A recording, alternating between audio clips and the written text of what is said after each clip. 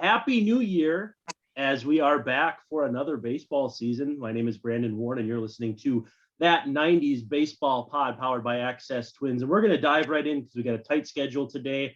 It is, though, opening day. Oli, any opening day memories as I bring you into the show?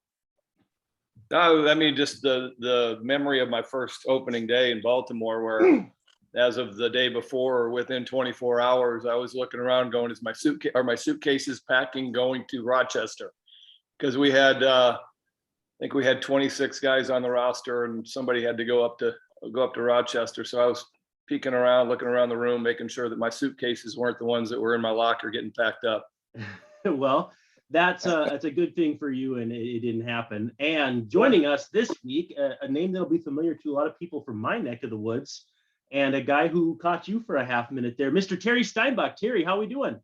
Doing great. Thanks for having me on the show. Yeah, you bet. We are not only coming to you via all the podcast platforms that you listen, but on YouTube as well. So you get to see my face and these other wonderful gentlemen's faces. But yeah, Terry, I ought to ask you the same thing. Any good opening day memories you have? Yeah, I agree with Gregg. That making that first memorable opening day is for any athlete is a non-forgettable moment. However, being a northern climate guy, I do remember us opening up in Milwaukee at County Stadium. We started the game at like 33, 34 degrees. I think we ended the game at 30 degrees, and the next 3 days were canceled because of snow. It was so cold. Well, being a Minnesota guy, what's the coldest game you can ever remember playing in your entire life? Because for my senior season, we went and scrimmaged a town about 25 miles over, and it was 28 degrees at first pitch. So I can definitely remember I got like a 3-1 count, and I smoked a grounder back at the pitcher, and my hands might still be ringing to this point almost 20 years later. But 28 degrees is my record. What say you? I would probably say that Milwaukee one was bad, and again, usually when the temperature's that cold, it's not sunny, it's usually windy, it's overcast. So you're getting no heat whatsoever. And Ole can remember this. We, in Milwaukee at the visiting dugout, we didn't have heaters. You had to run in to try to warm up, and stuff like that. It was back in the day. You just sucked it up and tried to make the best of a deal. Yeah, I mean, as many layers as you can put on and still function properly as a human being. But it was, I had my senior year, the first game I was pitching, it snowed, and it was snowing on us, and it was like, I am not going anywhere in the Midwest. but you do remember you were all jacked up just to play. No, I was, and it was, I can't wait to get out there opening day. Let's get off to a good start. Kind of no matter what the temperature was. Yeah.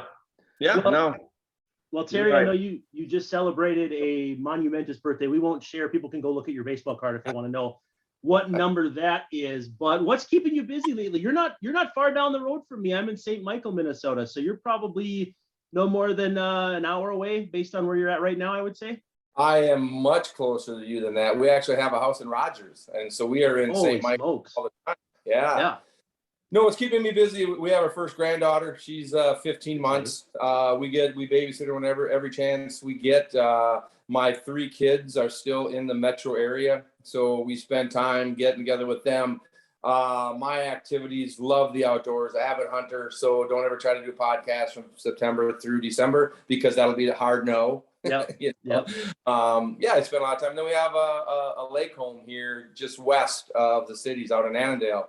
And so my wife and I and family and friends, we are probably out here 6 days a week, just enjoying lake life, pontooning, water, stuff like that, fishing a little bit. But yeah, just enjoying and relaxing. Yeah, we know Annandale well. That's where my wife bought her Chevy Blazer like the day before COVID hit. So really, really great time to buy yourself a car. Let me just put in a plug for buying cars right before impending pandemics. I have to ask you, because am I imagining this, or did this really happen that you and your family in Sports Illustrated had a picture of you guys in a hot tub when you signed with the Minnesota Twins? Well, yeah, that was a picture that we had in the first house that we owned. We had a hot tub it was a walk out. So in the lower level, we had a hot tub that was kind of built in. Yeah. And so when we did sign with the Twins, that was one of the pictures Sports Illustrated used. Well, I was 11 at the time. So the thing is, I read those things cover to cover, and not knowing, how my life and career path would go. It's kind of cool to be talking to you now after being a kid doing that. Let's go back to the beginning though. Cleveland takes you in the 1980 draft. Was there ever a chance you were signing with them? Well, you got to explain that a little bit, because back in 1980, we didn't have internet, we didn't have podcasts. To be quite honest with you, I had no idea that I was going to get drafted. I mean, we were just playing in New Ulm, small town ball. We're having the time of our life. We're playing ball. We had some good teams. In 78, we went to the American Legion World Series, with that same group of guys. Yeah, there's scouts out there, but I was one of the younger guys playing with my brother and older teammates. So I thought if scouts were there, they're not looking at me, they're looking at the other guy. So to be honest with you, all of a sudden draft day came, and it wasn't like I was sitting by the phone or anything. All of a sudden you get a phone call like, holy cow, I was drafted. I guess I gotta, to be honest with you, take this baseball thing kind of serious, But I did not. Again, back then I had a full ride to go to the University of Minnesota, and if you just economically what the Indians offered, which was perfectly in the realm of when I was drafted. So I'm not gonna say the Indians were cheap. No, they weren't. They were right there where they should have been. But I just chose to go to college for the 3 years and better your skills and better your experiences. Now, if my research was good, and that's not always a foregone conclusion, your second year at Minnesota would have been the first year under John Anderson. Is that correct? You are correct. And so that connection to the university still exists at this point. What was your relationship like with him, and what was it like? I mean, you were recruited most likely by the predecessor. What was that transition like for you? Yeah, George Thomas was the predecessor, a 10, 12-year major league career that he had. And so my first year was with him and John, and then the second year was with John. And, the relationship was good. If you go back and check that year, one of the youngest head D1 coaches I think ever to be hired. We had good talent on the team, and Ole could probably relate to this. Our fault, we played like crap. It had nothing to do with John. I mean, we just, that first half of the season was just terrible. And rumor was, you made a mistake. They shouldn't have hired John. Can't control the players. Players aren't doing well. And literally, the players looked at each other and said, "Hey, come on, enough screwing around." And we got ourselves into the Big Ten tournament, and we ended up in, the Big Ten that year. And, it was what a tribute to for his first year to go ahead and win the Big Ten tourney. And, the rest is history. I think he's in his 43rd year, 40th Something year. like that, yeah. Something way high, yeah. And he's just done a fantastic job with that program. Now, before I let Gregg in here, if I'm not mistaken, you've been teammates with both baseball Gregg Olsons at some level, right? I have the Gregg Olson from Edina, and then the Gregg Olson pitcher. So you've gotten the full Gregg Olson experience. I don't know if you're ever going to be teammates with the former NFL tight end that our podcast partner here gets mistaken for every now and then. But so far, you've run the gamut. What do you got, Ole? No, brother, looking, thoroughly impressive career. I wanted to go. We got to go to 88, All-Star MVP. It was interesting kind of going through the Wikipedia stuff, because I got there in 89, so didn't hear all the stuff, but it was kicking around that you shouldn't have been at the All-Star game, and then you ended up dialing it up. You ended up dialing it up the second half, and I had obviously All-Star MVP. But just tell me about the All-Star game. Well, the whole situation back then, A's history was 87, we're up and coming. We got the Bash brothers. We lost out to the Twins, who ended up winning the World Series that year. And so now we go to 88. Our attendance is growing. A very debatable thing. Should the fans vote? Shouldn't the fans vote? And, so we're packing the stadium. So, yeah, our fans are ballot stuffing, without a doubt. And that particular year, I had an injury the second week I think right about after the first month of the season, missed about 6 weeks, was was hitting terribly, obviously. Well, all of a sudden it's like, hey, you're winning the van and the fan balloting. I'm hitting 217, I think, at the time. Definitely not all-star numbers, but what are you going to do? I think it would have been, I don't know, look just as bad if I bow out of the thing, So I went there, and part of it was in my feeling, hey, people kind of saw what I did in '87. Had a decent year in '87, started out poorly in '88, said, I'm going to the All-Star game. If you want to debate something, yeah, let's debate whether you should have fan balloting. My numbers are what they are. They're not good. They're not All-Star numbers, but hey, went to the game and said, I'm going to make the best of it. And it was a situation, I really wish that every player could experience that, because guys that you're trying to get hits off of, the front line pitchers from every club, the top closers from every club are all now your teammates, are all your battery mates now. And what a cool feeling. And then not to mention, the positional, perennial all-stars that, you're playing with, Ripken, and all of a sudden you're there, you're one of the guys. And then to have the experience in the game, like I did, the one home run, the sac fly, and then I'll take credit for the National League's run. I think Vince Coleman tried to steal. I threw the ball into center field, made an error, and the guy scored. So I was really in charge of all 3 runs. That's great. I gotta go into, the 89, 88, 89, 90 teams were unbelievable. You want to give us, the feel of what the clubhouse was like, as standing on the mound against you guys was not a whole lot of fun, and not a whole lot of fun at all, to be honest with you. It was, yeah. The clubhouse was the clubhouse. I will credit Russa, Sandy Alderson. They put these teams together. Tony did a fantastic job in the sense that he would just say, look, for lack of better words, I really don't care what you guys do off the field. You got to stay within the parameters of legality, but he said, I'm concerned about what happens between the white lines. All right. My job is to put you guys out there, and you guys have to perform between the white lines. So what I mean by that, yeah, did we have clubhouse issues? Absolutely. We had Canseco in his prime, there. doing what Canseco did, but you put that guy at the plate and you're pitching to him. It's like, I don't want to face this guy, you know?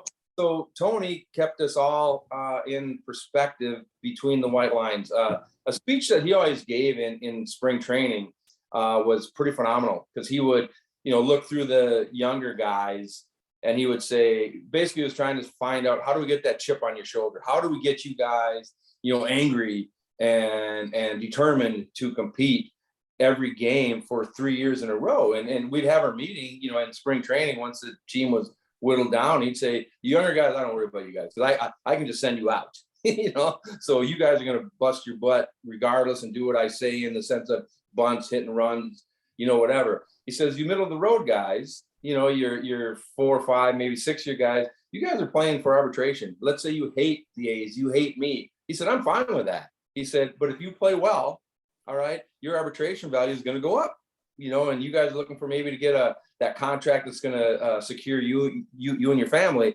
I get that. And then he looks at the older guys, like the Ricky Hendersons, the Dave Parkers, the Don Baylors, Lansfords, Dave Stewarts, and he goes, now you guys are my problem. You're like, what do you mean our problems? Well, you have money, so it's not about money. You already have free agency. You've been arbitration eligible. He says, the only thing that I can use to motivate you is how many rings you got, if any. And that's what he used to leaving spring training, to try to put that chip, on everybody's shoulder for that entire year. And it was a good mix. We had enough young guys that pushed the older guys. We had enough older guys that had the veteran leadership, the veteran experience to share to us younger guys. And it was on the field. Yeah, it was fun. A lot of teams that we would go into, and, you could just see, teams didn't want to play you. You could just see pitchers didn't want to pitch to you. And it was such an advantage. Well, and then on top of it, you got 2, giant guys. Well, I guess you could say 3, with Canseco, McGuire, Dave Parker, wasn't little, Henderson, Hindu wasn't hit, little Lansford wasn't little, and then you throw Stu on the mound, it's kind of a, big guy as well. So yeah, there was many teams that the minute that we walked out on the field, inside you're kind of knowing, yeah, we got this team beat, and that was quite the advantage for that 3-year window, that we kept that team together. You guys were, yeah. I mean, I think somebody got hit. We had a little brawl skirmish. Always. Nothing serious, but I turned around and it was like McGuire behind me. I'm just going, not good. And it's kind of like I'm squared up with McGuire. I was like going, not good. This is not a good. That's one of those where you got to take those baby steps to get to the mound. Tiny little steps. So by the time you get there, everything's already. Oh man, I was almost there. Yeah. Or I'm stuck at second base in some mud puddle or something. Yeah. Doesn't work if you're at the Metrodome though. If you came up with a lot of those guys though, and you had just exceptional talent in the minors, Luis Polonia, Canseco and McGuire, Tim Belcher, Steve Ontiveros, lots of names that we would remember from the 90s and even the 80s. And so what was it like coming up with those guys? Because if you look at the numbers at AA that guys like McGuire and Canseco were putting up, it was video game numbers in the minor leagues. What was it like going through development with those guys and seeing, holy smokes, those guys are going to be legit superstars? It was one of those things that I always say this, like, when you have it, all right, and you don't know what to do if you don't.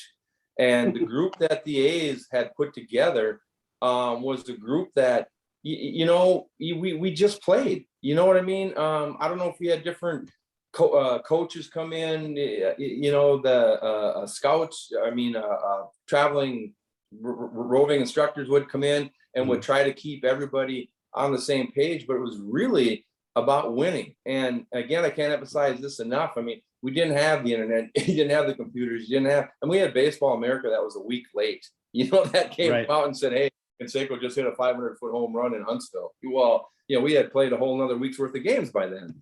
So it was the A's had that thing going. We had, I'm going to say, quality coaches in the levels that we were playing at.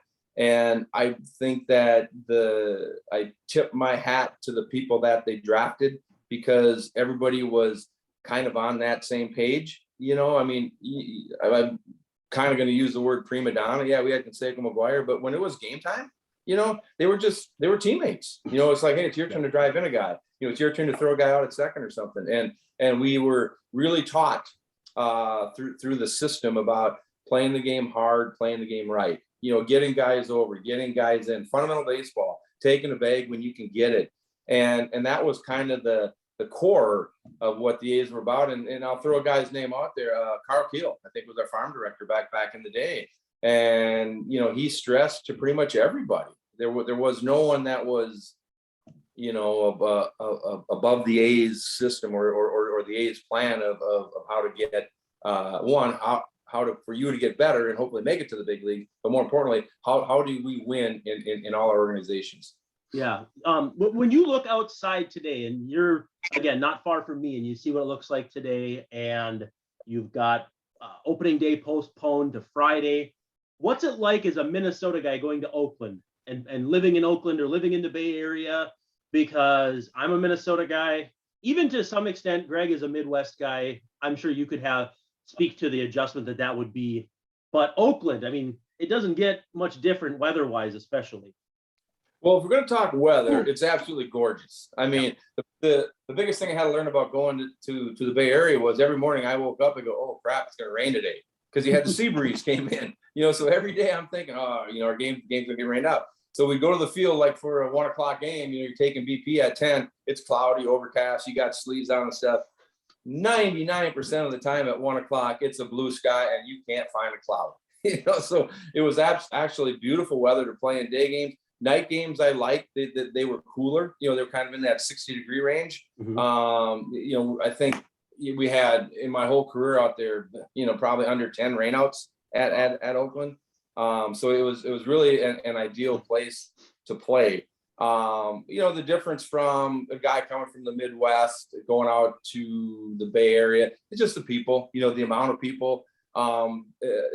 Traffic was terrible on the roads and people everywhere, but with San Francisco being right across the bay, tons of opportunity. What I mean by that, restaurants, arts, theater, plays, media. We many times took limos to do a TV interview in San Fran, on a Sunday after day game. So it was good, but it was also, for me, nothing against the Bay Area whatsoever. To me, it was nice to get back home, get a little space, get a little peace and quiet, get a little slowed down atmosphere. Yeah, for sure. How did I played with you for an hour and a half, I think. How did you fit into that clubhouse? You reasonably young, but you got a good sense of humor. You're a good guy. You're a good clubhouse guy. Where did you fit in there? It's a great story because when and I'll speak for me, and I'm probably going to speak for you on this too, because you weren't that far behind me, behind me coming up. But it was respect. You had to earn your spot on the kind of the clubhouse persona and bus and airplane. Yeah. Well, being a catcher, when you're catching all these guys, and the way Russa did it, he tried to match up catchers with pitchers.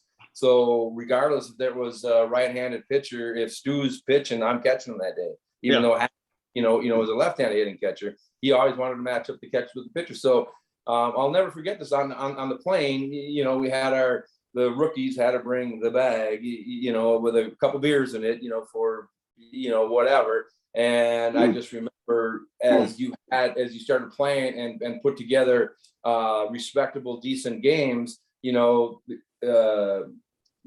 core of the players are sitting in the back of the plane. The rookies had to sit in front of the rink, in front of the wings.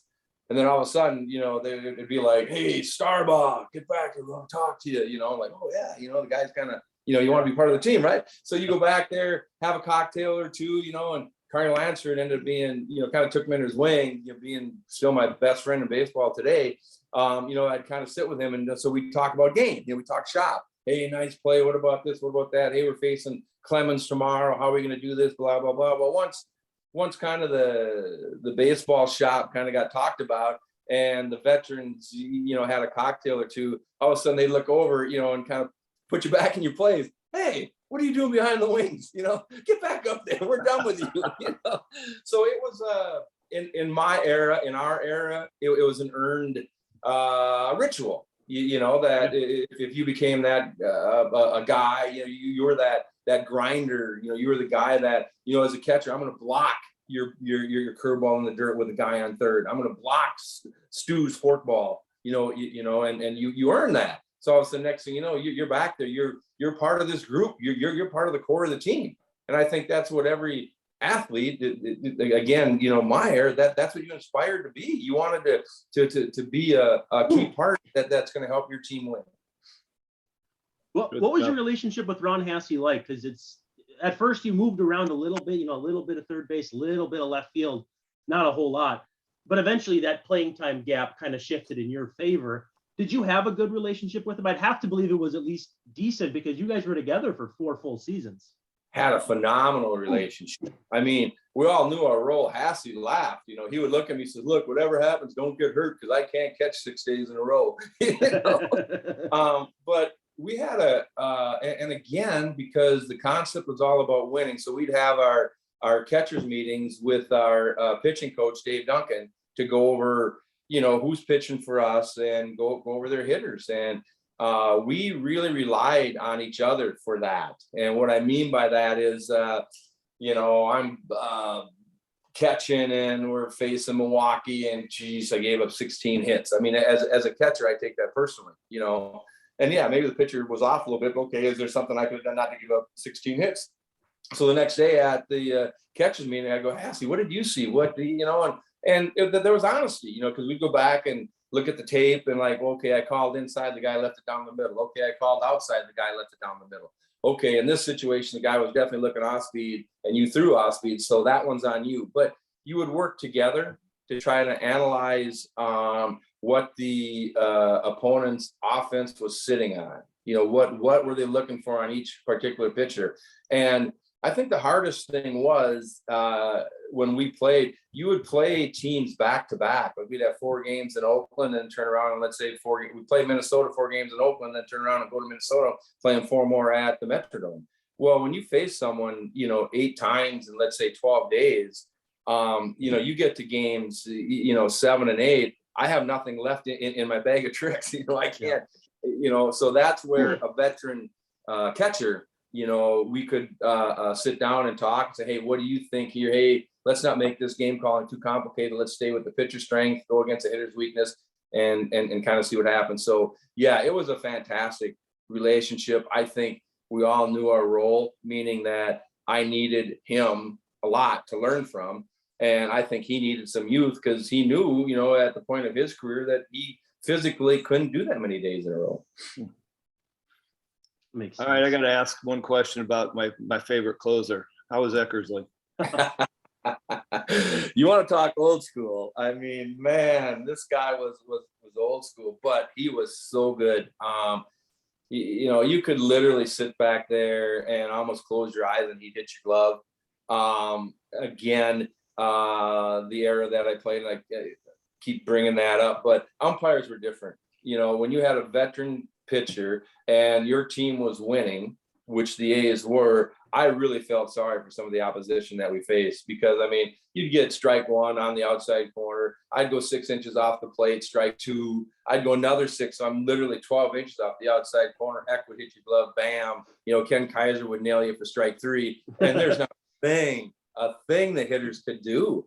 But Eck, Hall of Famer, nothing against it, but he was set in his ways. So we go to the 88 World Series. And I think we won 102 games that year. We had it clinched with 3 weeks to go. And Tony calls me in his office. He says, hey, just want to let you know, this is what we're going to do from here on out. I go, well, what do you mean? He says, well, Eck doesn't feel comfortable pitching to a rookie catcher. So he says, wow. when we're winning the game and Eck's coming in, Hassey's going to come in.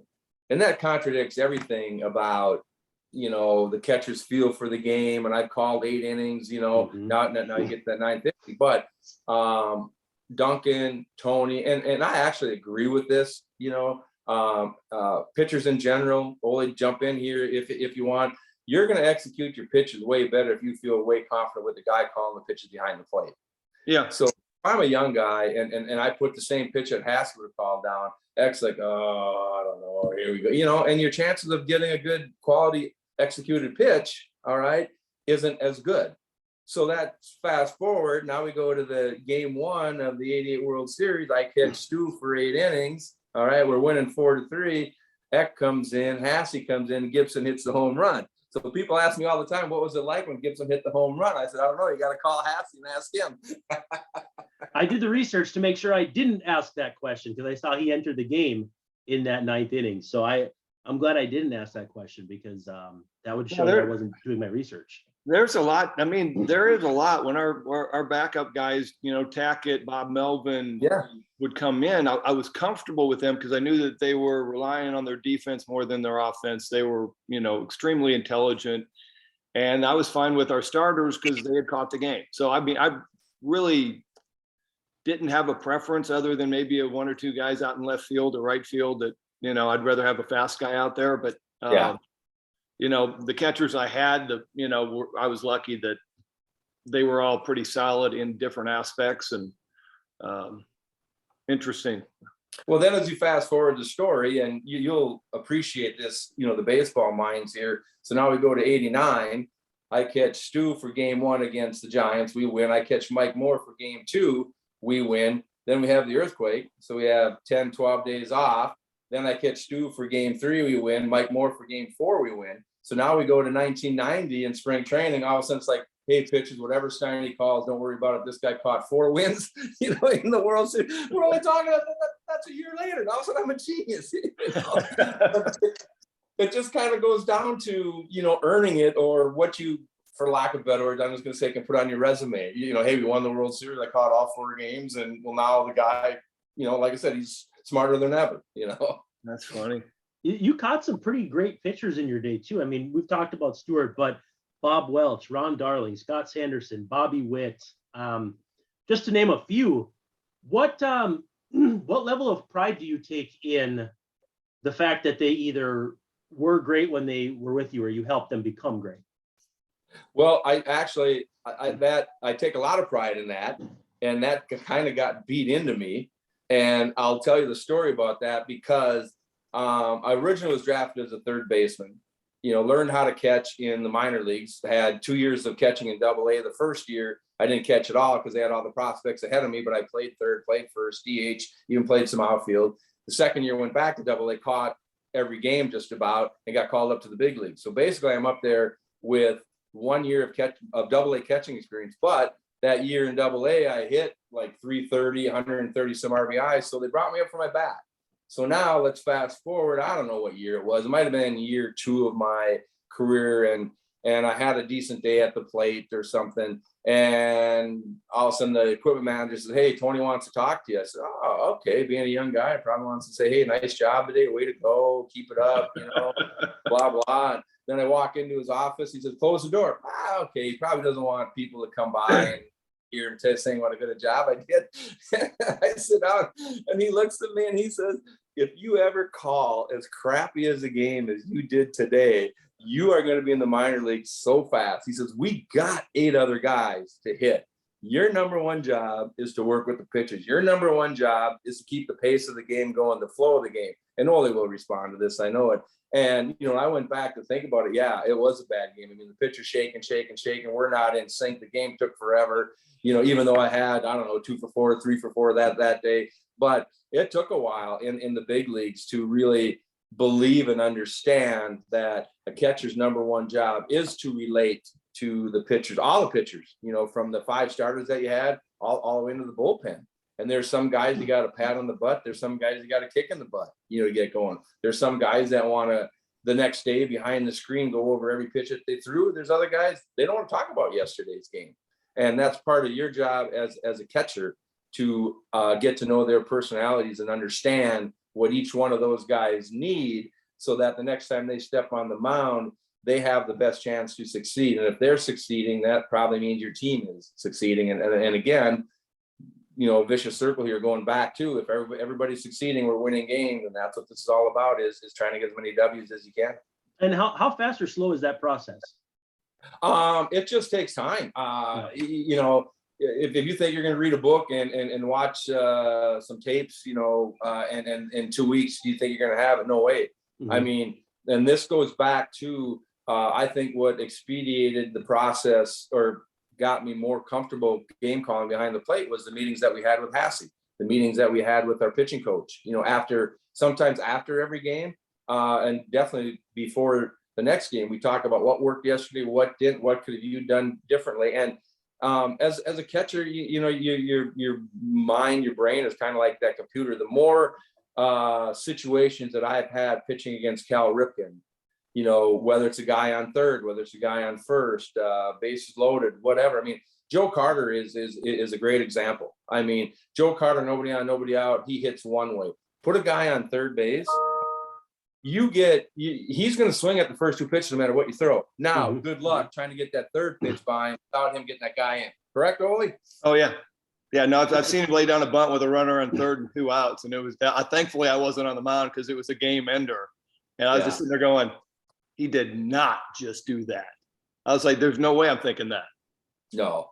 And so again, the more situations you have behind the plate with particular hitters and particular pitchers, the more confidence, the more experience, the more data that you have to say, okay, hey, in this situation, I know he's looking outside. We're going to pound him in, even though the book says it's not right to go in, but I know he's going to try to shoot that ball to the right field. And again, your pitcher you have to know your pitcher that he has the ability to get that ball inside in that particular situation.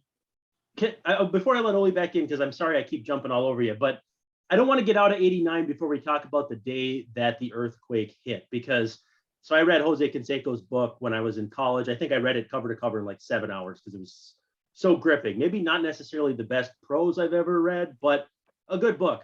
And he talked about being out in the wild in his jersey because he had to just kind of take off from the stadium. And from when everything kind of shook out, I guess, pun not intended, sorry, to the end of that. What was that like? Because I have to believe it was a harrowing experience for you and your young family and all that. It was, yeah. I mean, the emotions are all over the board on that. So first of all, we got beat by the Dodgers. All right, we feel we got something to prove. So bam, we're 2-0 against the Giants. All right, so now we go to Candlestick. Our professional mindset is, hey, let's go ahead and sweep these guys. Let's be playing the way we are, so that we can get that ring, that coveted ring, that everybody wants. So now Hassey's going to catch Welchie in game 3. And so I'm sitting on the bench. It's one of the few times you can sit back and actually, hey, I'm going to just enjoy the pregame. San Fran's first game, introductions. They got a tremendous history of Hall of Famers in the Giants organization. Mm-hmm. I'm going to check all this out. All of a sudden we hear this noise, and it sounded like an airplane going over Candlestick. And I go, I thought on the event, you can't have airplanes going, and we look up and all of a sudden we saw the overhang there, kind of doing like a crack the whip thing. And at first I thought, well, that's an aluminum overhang, so it did that about for a second to 2, maybe 3 seconds. Then after that, then it was the actual just shake. And the whole stadium went silent. The lights went out, and all of a sudden we hear the San Fran fans, are like, hey, the baseball gods are with us. We're going to kick your guys' butt, and then we thought that at the stadium that once we get the power back on, we'll play the game. And so we're kind of just milling around the dugout. Oh, hey, where were you? Boy, that was pretty bad earthquake. What do you think? Oh, it might have been a 4, might have been a 5, something like that. And it wasn't until a guy in the front row of Candlestick had a little TV with the coat hanger sticking out. Again, pre-cell phone, pre-everything, with the coat hanger sticking out. And all of a sudden he's showing us that the Bay Bridge fell, that the Nimitz Freeway had collapsed, and that the Marina District was on fire. And Bobby Welch actually lived in the Marina District. So once we saw that, we're going, whoa, this is way worse than what we thought. Then center field doors opened up. I bet 50 squad cars came in over their PA. Hey, the game's been canceled. Everybody leaving in an orderly fashion. Now to get back to Oakland from San Fran, you normally take the Bay Bridge. Well, that's closed, because that section fell down. The next bridge is in San Mateo. That's a 13-mile bridge that goes over the water. That hadn't been inspected, so that's shut. So we ended up going all the way down to San Jose and have to come back up. So when we left Candlestick, we were never in, I'm going to say immediate danger. It wasn't like there was chunks of concrete falling on the players. It wasn't like we got to climb over, broken down pillars or anything like that. But the clubhouse was dark. They gave you an actual garbage bag. They just said, hey, go to your locker, sweep the things out. Because again, no one really knew structurally where anything was. So sweep your stuff into a bag and get on the bus. Now, some guys had driven, i.e. Canseco, had driven over. So yeah, so he grabs his personals, throws them in a garbage bag, hops into his Porsche at the time. He's going to drive home. Well, there was no gas. So that's a picture I think you see is literally him at a gas station trying to get gas. And I remember I think we had 4 chartered buses, a couple for the players, a couple for family. And I remember going down the freeway, and also we went up an exit ramp, and they figured out, oh, we can't go there, it's all closed. So they have 4 chartered buses backing down the entrance ramp to get back on the freeway. Long story short, it took us like 4.5 hours to get from San Fran down to San Jose and get back up to the Coliseum because of traffic and closures and everything like that. Did you ever see the 30 for 30 on it? Because the things that stand out to me, there was a guy on a pole, and I guess the pole was like waving back and forth, and he was clinging for life. And then there was the one guy on the bridge that got crushed down to like this, and he still managed to survive. But first of all, did you ever see that? And what did you think? Yes, I did see that. Yeah. We did not know. And the reason that guy was up in the light tower is because they had these giant streamers up there. And before the game, he was supposed to get those untangled, so when you have the Al Michaels, and here we are at the World Series, they do the visual of Candlestick. It looks pretty. It's awesome. It's great. Let's get going. So that's why that guy was up there. We did not know that till, I don't know, a day or two after that he was up there swinging on the light towers. Yeah. And the Nimitz Freeway was just horrific. I mean, a double-decker freeway, that pancake, just think anybody, could make it out of that alive was just phenomenal. And that took us to you know, the emotional conflict of the situation at the time, because you had the humanitarian issue. I mean, millions and millions of dollars lost, lives lost, you know, 24/7 coverage of trying to pull the Nimitz Freeway apart, trying to get people that were trapped in there. The Marina District, how many homes burned, you know, you had that aspect of it.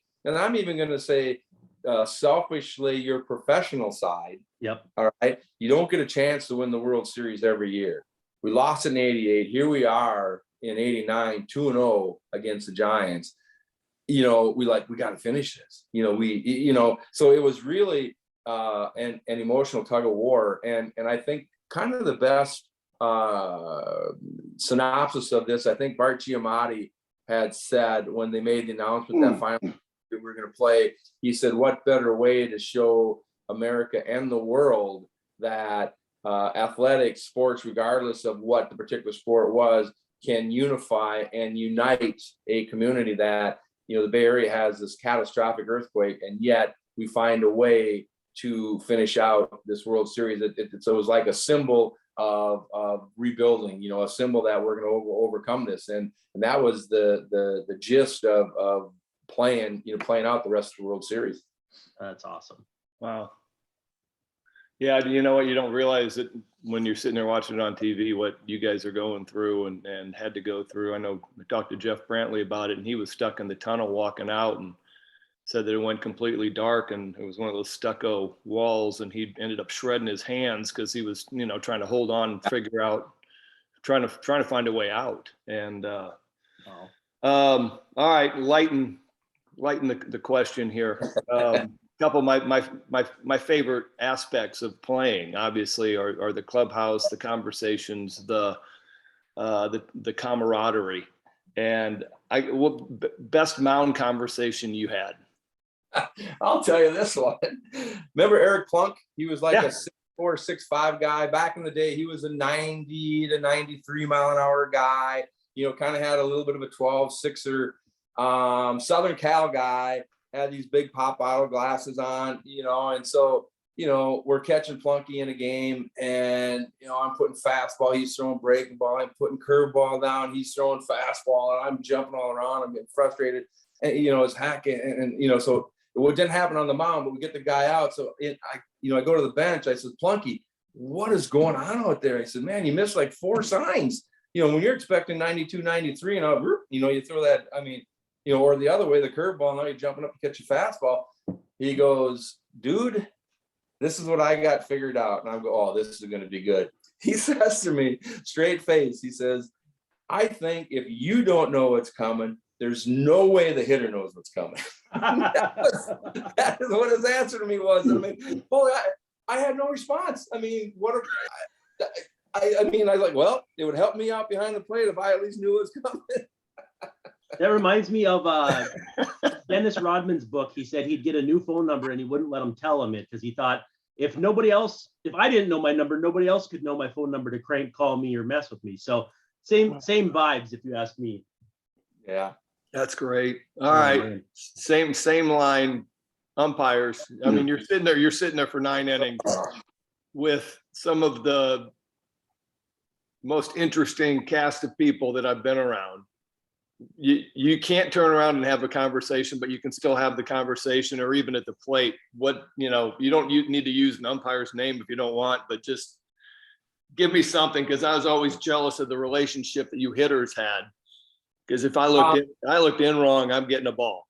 Yeah, 98%, 97% of the umpires that I worked with, we got along great. We had a working relationship, and I'll give an example for that. Tim McClellan was like 6'6", you know, umpire. And as his career is progressing all along, and now I'm a more established player, 6, 7, 7, 8, 9-year veteran, and he's behind the plate, and he goes, hey, Steiny, you know, can you work with me today? So what do you got going on? He says, well, the head of the umpire, they want me to change my stance. They think I'm missing too many pitches, so I'm going to try a different stance. Can you work with me on, hey, just ball or strike? You know, so pitch would come in, he would call it a ball, I'd throw it back. What do you think? I go, yeah, that's a ball, and then there'd be another pitch he'd throw, he'd call it a strike. I said, you know what, that can go either way. But my point is, you work with the guy, and by being honest with them, all right, you develop their trust. And once you develop their trust, and again, 98% of the guys we got along great. Now you throw, and I'm not going to be afraid to say his name because he's the greatest umpire in the world, funniest guy ever, Ken Kaiser. All right, behind the plate, and we're playing Chicago, and we walk up there, or Frank Thomas walks up to the plate. Hey Frank, how's it going? Frank, hey Kaiser, good to see you. And Kaiser would go, hey Frank, thanks a lot for signing those dozen bats and 3 dozen balls for my fundraiser that he had. Remember, he used to do that thing. And Frank, oh, Kaiser, no problem whatsoever. I'd be, happy to do it for you. I said, hey, can we play some ball? Yeah, okay. So we get in there. First pitch, only middle ball. And I turn around to Kaiser and say, hey, I know I'm not a Frank Thomas, but I'll sign as much crap as you want. Man, come on, that's got to be a strike. And everybody laughed. He's laughing, Frank's laughing, I'm laughing. But that was kind of the stuff that as a pitcher, you're focused on what you got to do. But as a catcher, we had to manipulate those guys. We had to work with those guys. Another Ken Kaiser story, a younger player showed him up a little bit, called it a strike, player turned around, stared at him, next pitch, grounded out, and then stared Kaiser down, running back to the dugout. And Kaiser, he said, hey, I'll get that SOB when he comes up next time. And I'm like, yeah, okay, whatever. I got, worried about the next hitter. A couple of innings go by, this kid comes down and says, hey, when I tap you on the shoulder, I want you to get outside. All right. So it's 0-0 count. I kind of sit up on the outside corner. He's beating me on the thing. I'm probably this far outside. I think before the ball ever left the pitcher's hand, strike one. He ended up striking him out on 3 pitches. There wasn't one pitch that was in maybe a foot and a half of the strike zone. And Kaiser, he said, there, take that, and I'll go back. You had to earn his respect, and if your pitcher don't show him up, and I know, the pitchers that you just had to, even though they missed one, you had to catch the ball and just turn around and get back on the rubber. Yeah. Now I know Kaiser didn't get me too much, but McClellan. Yeah. But you like Timmy? We got along after I got done better, but he didn't like this look. Yeah. Kind of like what part of the plate did that not hit? Yeah. Didn't go yet. Go ahead. You guys will both appreciate this though. I got home and I checked the mail and I had what felt like a baseball in a bag in the mailbox, and it was an autographed baseball of Marty Cordova, which somebody had sent me. So former teammate of your guys. Now, before we close it out though, with Twins talk for just a couple minutes, you got to talk to me about 1996. You hit 35 home runs after hitting 36 the previous 3 years combined. And everybody that I talked to, they said a lot about the way that the stadium in Oakland was kind of changed. The layout of it changed due to some construction. What were you feeling that year? Well, number one, if you go back and look at home runs to doubles, that ratio, and then you do go to 80 or 96, they built Mount Davis because the Raiders were coming back. They built a 5-story structure, and Ole will jump in on here, but everybody loved pitching at the Coliseum at night because gap to gap, there's no home runs being hit, unless you're one of the big boys, Bo Jackson, Canseco, McGuire, and even those guys weren't like 500 footers. But average ball wasn't going. Now daytime, I think it played fair. Yeah. But now they built Mount Davis out there, and all of a sudden my doubles are down, and my home runs are up. Because balls that used to one hop the fence or whatever are now going out. Period. 2. Call it a free agent year, call it whatever you want. You know how you get locked in? That was a year that I think I had one of my most solid, evidently, I just felt really comfortable at the plate. 2, Art Howe was the manager that year, and that was his first year managing. And I think that's the most games that I ever played either, because 145. He kept running me out there, and my teammates are going, "What the hell? Are you trying to go for the Cal Ripken Award?" Because we're playing game after game, night game, day game, night game. So it was a combination of things, but I do think the biggest change was the structure. how they built that. And I think Boggs said that about Fenway when they added, was it the press box, I think, behind home plate at Fenway. It changed how his balls didn't carry to the monster anymore.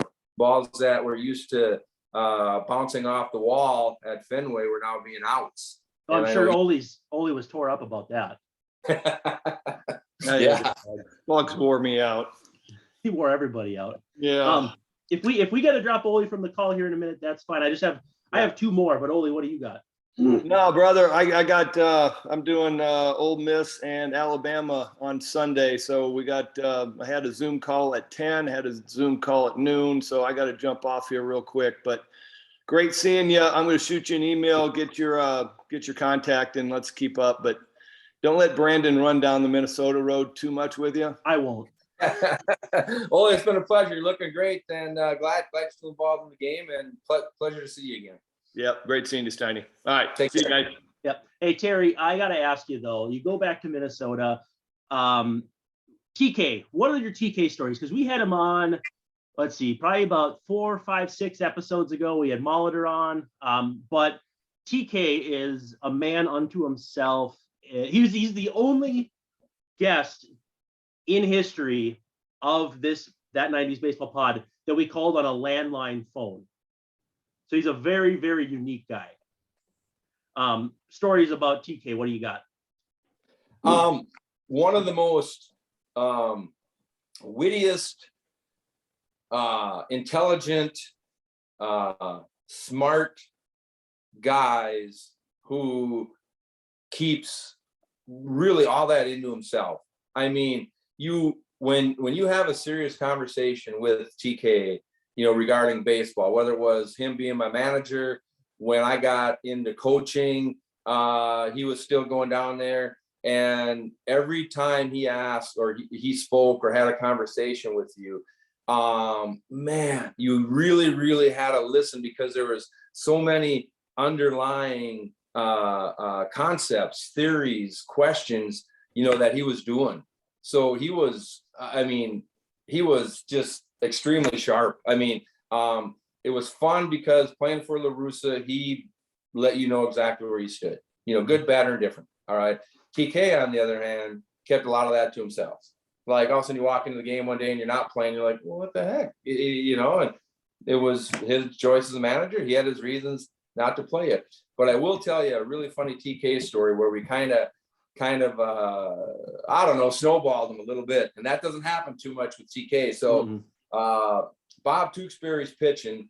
Pat Mears had broke his hand. Okay. And so he's out for like the last month and a half of the season. And Mearsy was, a gritty guy. I'd take that guy in a heartbeat, in any one of my teams. So you want that guy out there. Well, Tukes is like sitting there. We're playing Cleveland. And he's like, God, I feel bad. It's our last series, and Mearsy's here and he doesn't get to participate. He says, and Tukes goes, you know what? Let's have Mearsy call the game. I go, what? Yeah. He says, Mearsy's going to be sitting on the bench. Let's have him call the game. I said, well, Tukes, it's your game. You know what I mean? I don't have a problem with it, but yeah, I'm going to have Mearsy do it. So we bring Mearsy in. He said, Mearsy, you've been a rock solid guy. You're calling the game. And he was like, yeah, okay. So he sits on the end of the bench. TK's on this side, Mearsy's on that side. So every pitch, I kind of got to look in, and Mearsy's giving me, a curveball, fastball, change up, and he's calling the whole game. And we get through this whole game and talking to Gardy later, it's about the 5th or 6th inning, and all of a sudden TK is like, what the hell's going on here? What I mean, Steiny keeps looking in here. What's going on? And no one knew about it. Gardy, Scotty Alzer, no one knew. I don't know what's going on. So it's all said and done. We end up winning the game. Tewksbury shook off one time. Albert Bell just about hit the ball out of the ballpark. And Mearsy comes in and chews him out. Mearsy gives it to him. Hey, I thought I'm calling this, But you're right. So it was getaway. I think it was the last game of the year. We're in the shower, getaway, and all of a sudden showering up, and we finally let TK know, and he goes, are you kidding me? And now Mearsy had already hopped on a plane to go. Tukes was just about getting ready. Tukes, is that true? Yeah. Mearsy called the whole game. I'll be damned. So it was really creative on Tewksbury's part to get Mearsy involved in the game. It was kind of fun because there's not too often, that I don't even want to say pull the wool over TK's eyes. It wasn't pulling the wool over where he wasn't 100%, yeah, I know what they're doing. Mearsy on the other end calling pitches. We finally took all 9 innings for him to figure that out. Yeah, and you probably had to enjoy catching Tukes because he was another guy who could hit the mitt wherever he wanted to. The Twins did, they let A-Ray Adrianza manage the last game of 2019, manage the game. So not uncommon. Now, the last thing before I let you go is you set a career high in one statistical category in your last season. Do you know what stat that is? I do not. You had 4 triples, and you had triples. You had triples in every year of your big league career, except for 86 when you only played 6 games.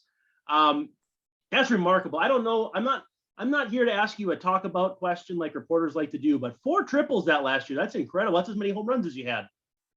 We had a lot of fun with that because Gardy, I believe, was coaching third, and I know there was one time for sure where hit a ball, and obviously the ball has to take a carom or something like that. So I'm rounding second, and you cover. I mean, I'm not fast. All right. I tried to make my turns as tight as I could. That makes me way less slow than really slow, and I'm getting to third base, and Gardy's like, you gotta go. And I'm just sitting there, and I pull up to third base and stop, and then I just go, no. What do you mean? And Gardy's like, you could have made it. I said, no, Gardy, this is all I got. But I did have, I think it was that year in '96.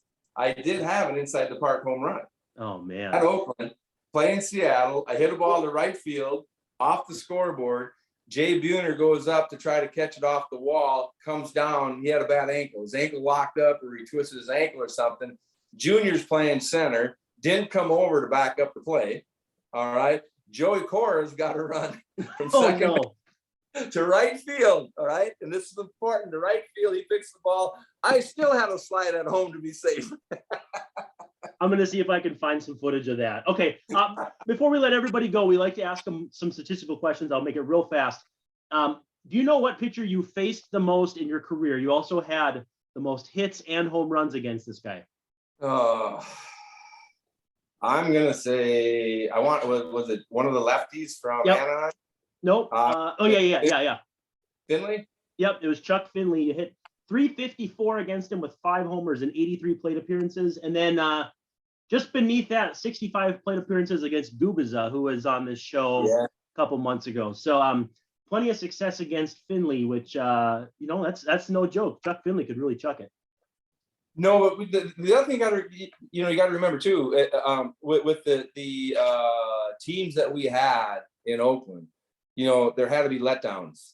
You know what I mean? The tough righties that Finley's got to face: Canseco, McGuire, Lansford, Dave Henderson, Ricky Anderson.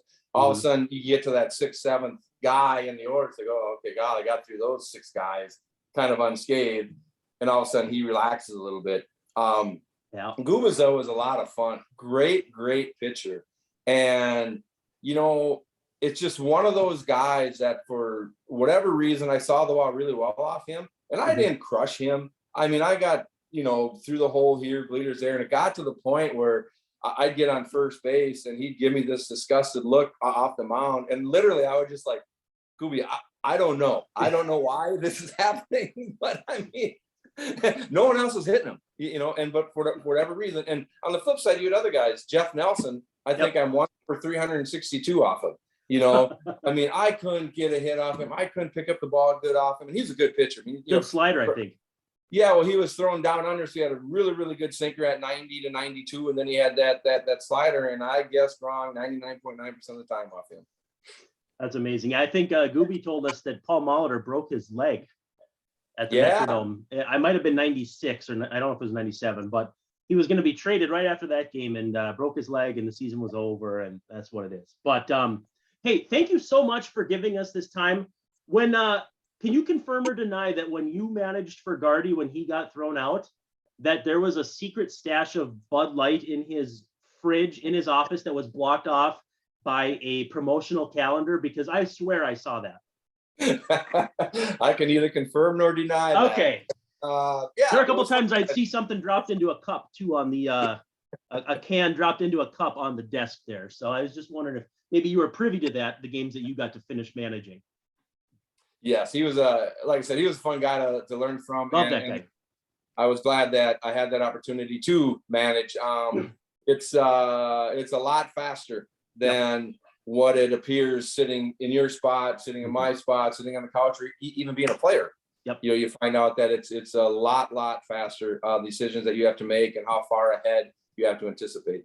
Yeah, my favorite Guardy memory is he let me stay back after his press conference, and he said, "Hey kid, you got to watch this." And he showed me Kent Murphy videos on YouTube, baseball instructionals of the guy who says never bunt, hit dingers. So that was a lot of fun. That was a good day. So hey, thank you so much for taking time. For Gregg Olson, who's signed off, he's got some work to do. Terry Steinbach, again, thank you so much for taking the time to hop on that 90s baseball pod. I appreciate it. I enjoyed it, and good luck with the podcast. You bet. We'll catch up with you real soon. For Terry Steinbach, for Gregg Olson, this is again Brandon Warren saying thank you so much for checking out that 90s baseball pod powered by Access Twins, and we'll catch you next week. Happy opening day. Peace.